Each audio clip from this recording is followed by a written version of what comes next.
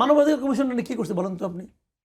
এখানে যে মানবাধিকার কমিশন যেটা করছে এটাকে আমি বলবো যে এটা একজন কি করছে মানুষের সঙ্গে। ওনারা প্রথমে এটা বাদ দিয়ে দিল, বলে এটাকে রহিত করা হলো।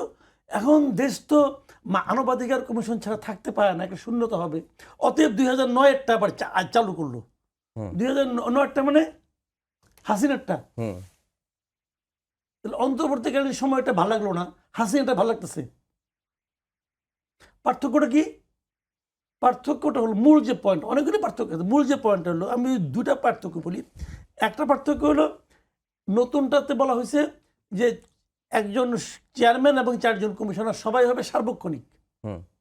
আর আগেরটাই বলা হয়েছিল চেয়ারম্যান এবং 1 জন সদস্য হবে সার্বক্ষণিক, বাকিরা হবে স্বেচ্ছাসেবক, মানে ভলান্টিয়ার যারা আসবে।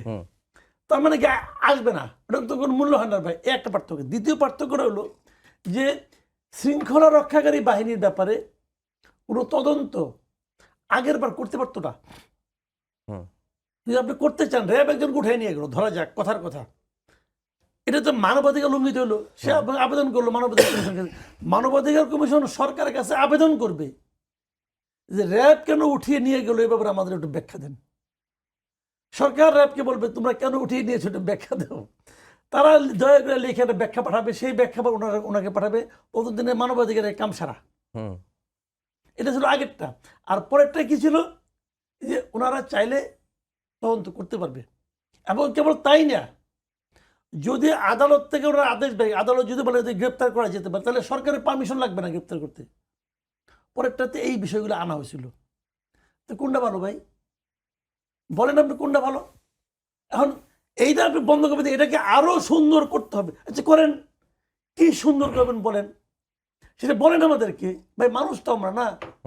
আপনারা ইলেকটেড হয়ে গেছেন, আপনারা সব পেয়ে গেছেন, সব কিছু আমাদেরকে গোপন বলেন না। সংসদে গেছেন, আলাপ করেন। আলাপও করবে না, এটা বন্ধ। তাহলে কি হবে? এই সময় আগেরটা চলবে কেন? আপনি বলতেন যে নতুন একটা করব, এই সময় এটি চলুক, আপাতত এটা পাস করলাম, পরে এটা আমরা চেঞ্জ করব। আপনি পাস করলে পরে চেঞ্জ করতে পারবেন না? পারবেন তো।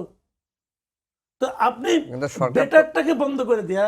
সরকার তো বলছে যে এই 2 মাসে একটিও বিচার বহির্ভূত হত্যা হয় নাই, একজনকে গুম করা হয় নাই। মব হয় নাই? সব হয়েছে। মব কি ওটা কি বিচারের অন্তর্ভুক্ত না বিচার বহির্ভূত? না, বিচার বহির্ভূতই। তাহলে ওখানে কারো মানবাধিকার লঙ্ঘিত হয় নাই?